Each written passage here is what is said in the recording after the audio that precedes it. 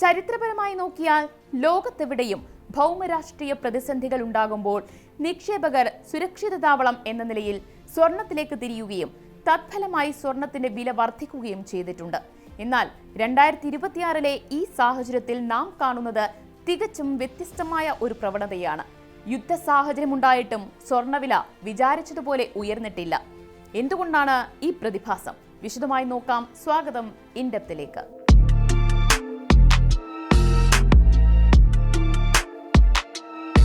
ഈ യുദ്ധകാലത്തും സ്വർണവില വിചാരിച്ചതുപോലെ വർദ്ധിക്കാത്തതിന്റെ ഒന്നാമത്തതും പ്രധാനപ്പെട്ടതുമായ കാരണം അമേരിക്കൻ പലിശ നിരക്കുകളാണ്.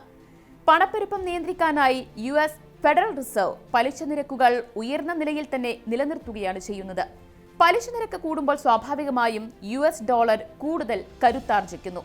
സ്വർണത്തിന് പലിശയോ ഡിവിഡൻഡോ ലഭിക്കില്ല എന്നതുകൊണ്ട് തന്നെ പലിശ നിരക്ക് കൂടുതലായിരിക്കുമ്പോൾ നിക്ഷേപകർക്ക് സ്വർണത്തേക്കാൾ പ്രിയം ഡോളറിലോ US ബോണ്ടുകളിലോ നിക്ഷേപിക്കാനായിരിക്കും. ഇക്കാരണം കൊണ്ട് തന്നെ യുദ്ധഭീതിയേക്കാൾ സാമ്പത്തിക ലാഭത്തിനാണ് നിക്ഷേപകർ മുൻഗണന നൽകുന്നത്. അതുകൊണ്ടാണ് സ്വർണത്തിലേക്ക് വലിയ തോതിലുള്ള പണമൊഴുക്ക് ഇപ്പോൾ ഉണ്ടാകാത്തത്. മറ്റൊരു പ്രധാനപ്പെട്ട കാര്യം ഇപ്പോഴുള്ള ഇറാൻ-ഇസ്രായേൽ സംഘർഷം വിപണിയെ സംബന്ധിച്ച് തീർത്തും അപ്രതീക്ഷിതമായ ഒന്നല്ല എന്നതാണ്. മാസങ്ങളായി നിലനിൽക്കുന്ന സ്വാരസ്യങ്ങൾ വിപണി വിദഗ്ധർ നേരത്തെ തന്നെ മുൻകൂട്ടി കണ്ടിരുന്നു. വിപണിയിലെ പ്രൈസ്ഡ് ഇൻ എന്ന പ്രതിഭാസം ഇവിടെ പ്രവർത്തിക്കുന്നുണ്ട്. അതായത് വരാനിരിക്കുന്ന അപകടം കണക്കിലെടുത്ത് കഴിഞ്ഞ മാസങ്ങളിൽ തന്നെ സ്വർണവില വലിയ തോതിൽ വർദ്ധിച്ചു കഴിഞ്ഞു. ഇപ്പോൾ യുദ്ധം തുടങ്ങിയതുകൊണ്ട് മാത്രം പുതിയൊരു കുതിച്ചുചാട്ടത്തിന് ആവശ്യമായ അമ്പരപ്പ് വിപണിക്കില്ല. ഇതിനകം തന്നെ വില ഉയർന്ന നിലവാരത്തിലെത്തിയതിനാൽ പുതിയ നിക്ഷേപകർ വിട്ടുനിൽക്കുന്നതും വില കൂടാത്തതിന് കാരണമാകുന്നു. ഇതോടൊപ്പം തന്നെ ചൈനീസ് സെൻട്രൽ ബാങ്കിന്റെ നിലപാടും ശ്രദ്ധേയമാണ്. ലോകത്തിലെ ഏറ്റവും വലിയ സ്വർണ്ണ ഉപഭോക്താക്കളായ ചൈന കഴിഞ്ഞ കുറെ കാലമായി സ്വർണം വാങ്ങിക്കൂട്ടുകയായിരുന്നു. എന്നാൽ സ്വർണ്ണവില റെക്കോർഡ് നിലവാരത്തിലെത്തിയതോടെ അവർ വാങ്ങുന്നത് താൽക്കാലികമായി നിർത്തിവച്ചിരിക്കുകയാണ്.